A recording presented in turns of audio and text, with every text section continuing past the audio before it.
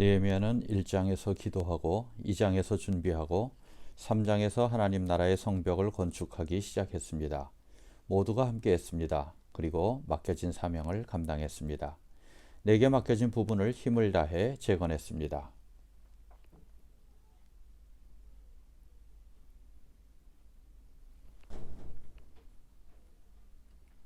예루살렘 성벽을 누가 건축했습니까?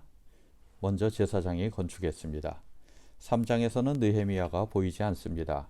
느헤미야는 사회 전체가 할 일을 나눠 맡아서 각각 자기 맡은 일을 잘 감당하도록 조율했습니다. 한 나라의 왕이나 대통령이 거리 청소부터 농사짓고 공장에서 일하는 모든 일을 다 할 수 있을까요? 아마 하나도 제대로 못할 것입니다. 공동체 전체가 자기 몫을 감당할 때 큰 일이 이루어집니다. 현대의 지도자들은 자기가 보여야 합니다. 그래야 다음 선거에서 다시 뽑힐 수 있습니다. 그러니까 다 나누어 주겠다고 공약을 합니다. 그러나 그들이 얼마나 생산할 수 있을까요? 1인분도 못하죠? 그러니까 할 수 없이 돈이나 찍어서 나눠줍니다. 그러니까 매년 50%나 되는 그 유명한 아르헨티나 인플레이션이 발생하는 거 아니겠습니까? 요즘 베네수엘라에는 따라가지 못합니다. 3장 1절 대제사장 엘리야십이 그의 형제 제사장들과 함께 일어나 양문을 건축하여 성별하고 문짝을 달고 또 성벽을 건축하여 대제사장이 먼저 책임을 맡고 먼저 시작했습니다. 그들이 그 가정이 양문을 건축했습니다. 양문은 양의 문, 예수 그리스도를 생각나게 합니다. 양의 문에서 어린 양이 희생으로 십자가에 달리신 예수님을 생각합니다. 양문을 건축하는 것은 대제사장 되신 예수님을 상징하여 대제사장이 진행합니다. 3장 17절 레위 사람 바니의 아들 르훔이 중수하였고 우리 믿는 사람들이 먼저 모범을 보입니다. 레위인은 거룩히 성별된 하나님의 백성들입니다. 우리 믿는 사람들이 레위인처럼 먼저 하나님 나라의 성벽을 재건하는 것은 당연한 일입니다. 그리고 리더들이 먼저 모범을 보입니다. 교회에서 장로님, 집사님들은 하나님 나라 건설에 앞장서는 사람들입니다.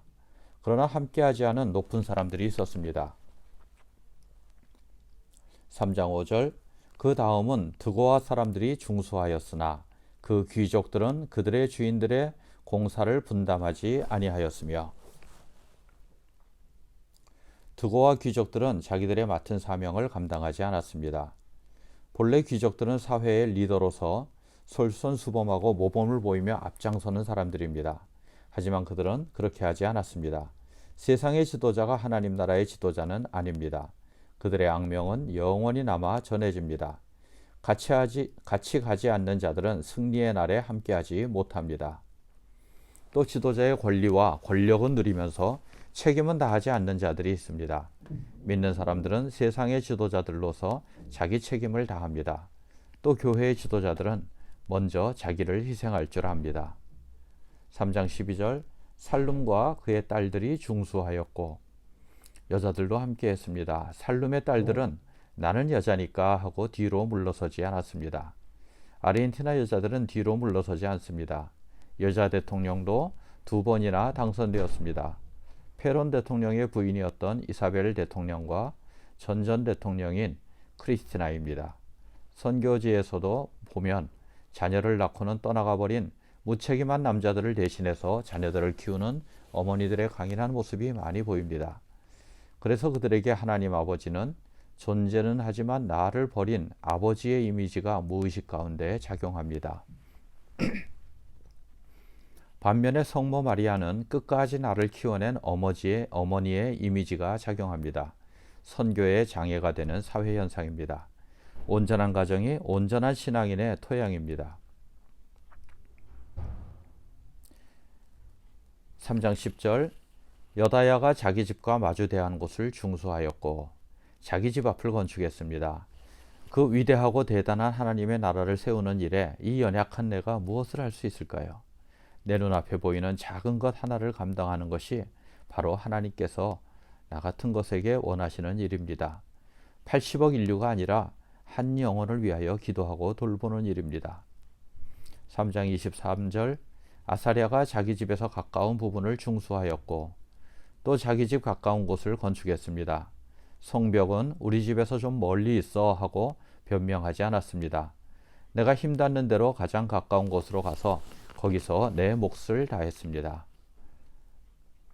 3장 32절 성 모퉁이 성루에서 양문까지는 금장색과 상인들이 중수하였느니라. 금장색과 상인들이 함께했습니다.